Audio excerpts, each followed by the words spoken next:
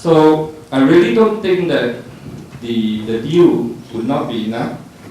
And I think that's why the vibrancy is about deals to be enough. So to expand on that, right, do you think you will have trouble filling up that 100 capacity? Do you think these 15 TIs incubators will have trouble up filling up? Okay, for ourselves, I mean, we put a big goal, 15 companies. What we are seeing is that there are a lot of private sector opportunity, no problem at all, right? These days, the private sector opportunity, where there's a team, there's an IP, and increasingly a lot of these opportunity are digital media opportunity. Because you can have sort of kid going out there, 3 months, 6 months, tour guide, you actually can come up with idea and pitch, right? To get yourself value a couple of $1 million, and it's not so difficult now to actually do enough to go out there and pitch, right? But that's private sector. What I thought a lot more can be done is really the public sector. If you look at the type of R&D, the type of technology with high entry barrier that our research institute is doing. But why aren't there more of such technology being commercialized? I believe there are a couple of reasons. The first reason is that a lot of the entrepreneurs and the VC out there do not understand beyond ICT and digital media. That's a big problem. So for one, from the ICT world. And that's number one. Number two, if you go to the research institute, you need to do more work. You need to, besides going earlier, even to a pre-seed stage, you also actually need to put in sometimes a team, because the researcher might have the scientists, but they don't have a management team. You need to put in the team. So the VC don't do that because they don't have the time to incubate. But I think that started to change. So what we are doing is we are looking at working with Exploit, trying to go early, trying to actually also put up a team beyond the technology. And I believe that the effort will be worth it because in a more increasing competitive environment, your value, your chances of success is going to be your quality of your IP. And there are a lot of IP in the research institute. There's no reason that we shouldn't do more work. So our own goal is that let's do 5 out of 15 from the research institute. A lot of people want me. He said, it's going to be really tough.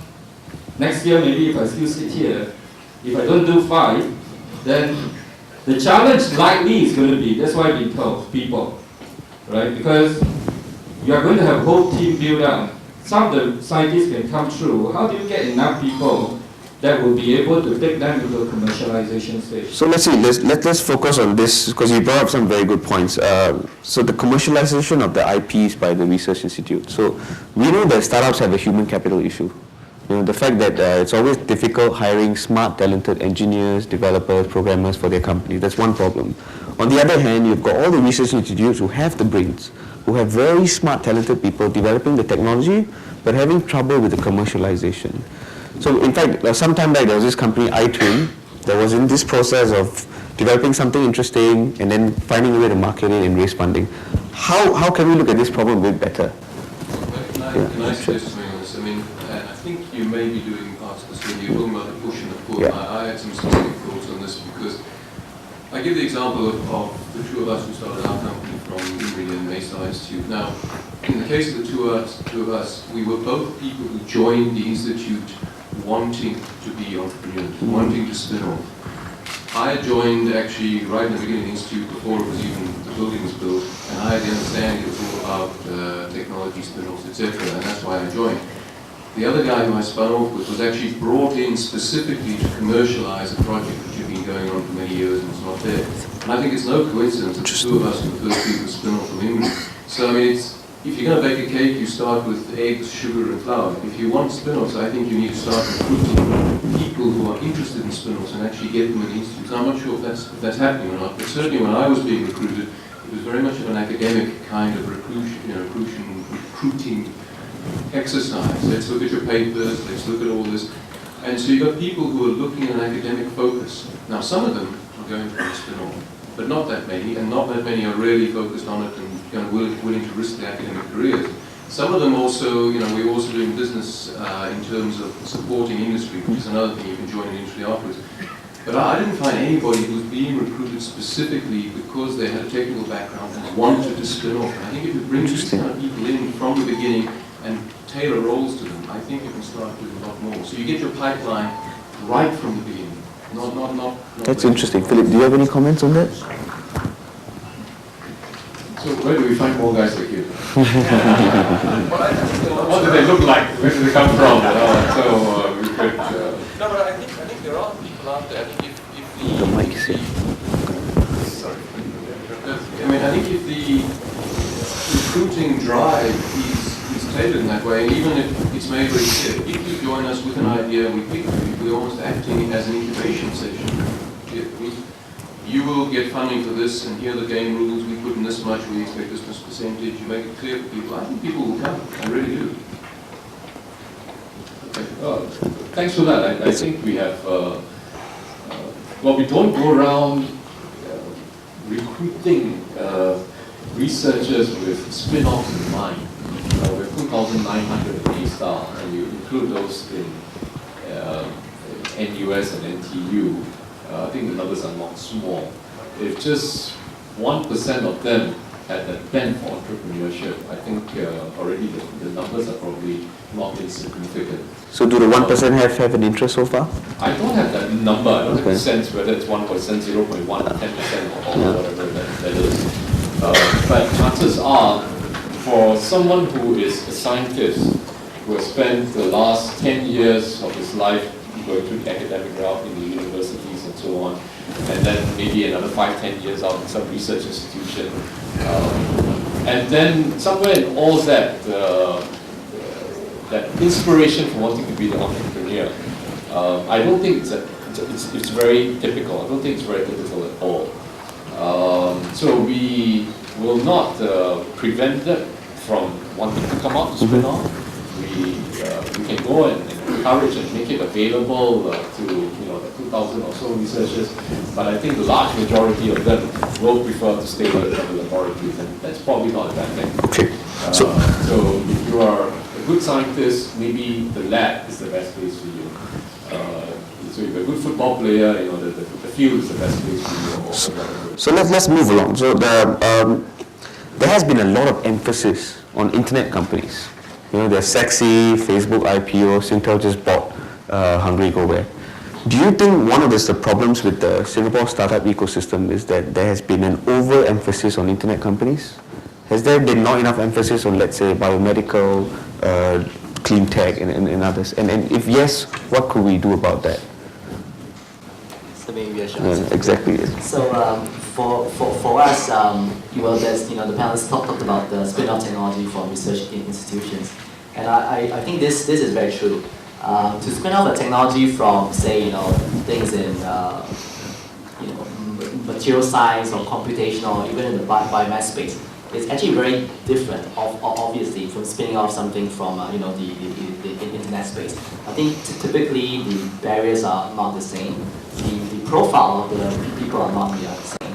So for us, coming back to Chen's point, is that we had to evolve a set of our own incubator resources. So we had to build, in fact, a mini ecosystem with the team in order to translate all this. And it means that we have to hire our own project managers and things. And I think this model works, at least in our case, that the research scientist stays in the institution, and then we have professional managers who actually run and we license the technology out from research institute, and then we do it. But the issue here is that it's again, it comes back to the whole the barrier, because in a way the upside and the barriers are higher, and you would think that the ROI is higher too. But in reality, some of these technologies are quite difficult to scale, and especially in the biomedical space.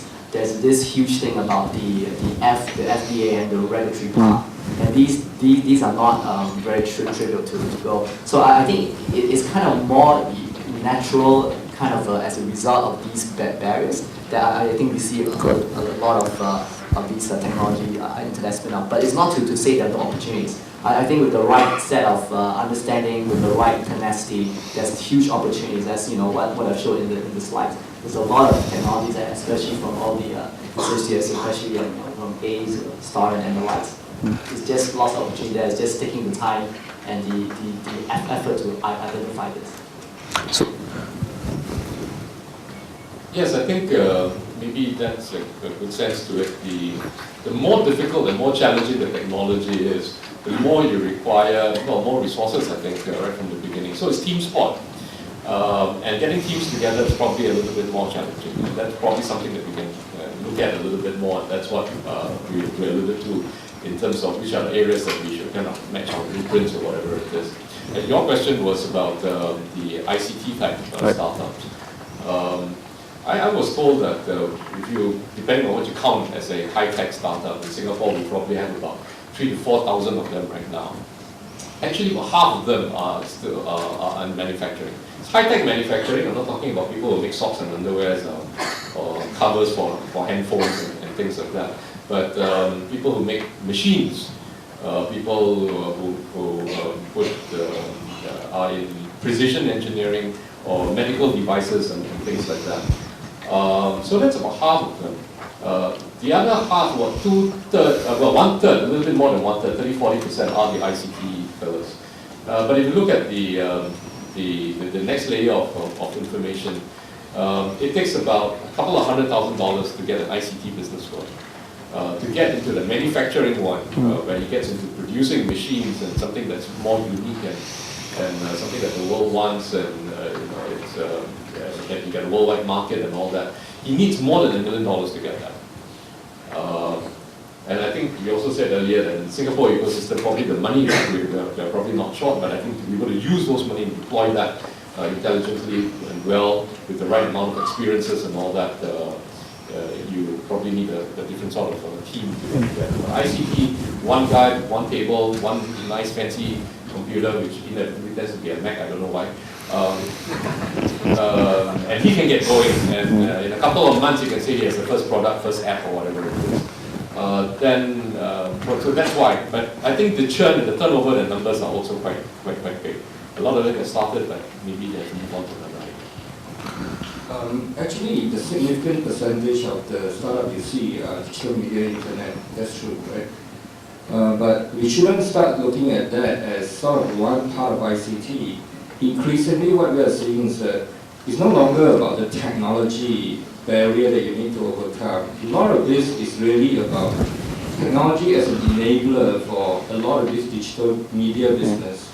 So 9 out of 10 times we don't invest in a digital media company. It wasn't about can you get that technology really within you, can you cross that technology barrier.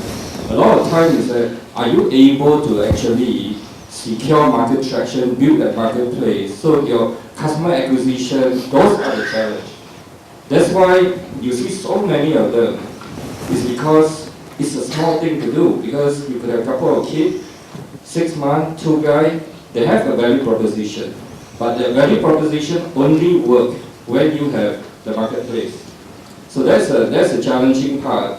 So when you look at that, if you say they are all ICT, digital media, a lot of them are new business model that's trying to find a new way of doing things. And the team that to be able to deliver on that is actually the brick and mortar guy that's coming through.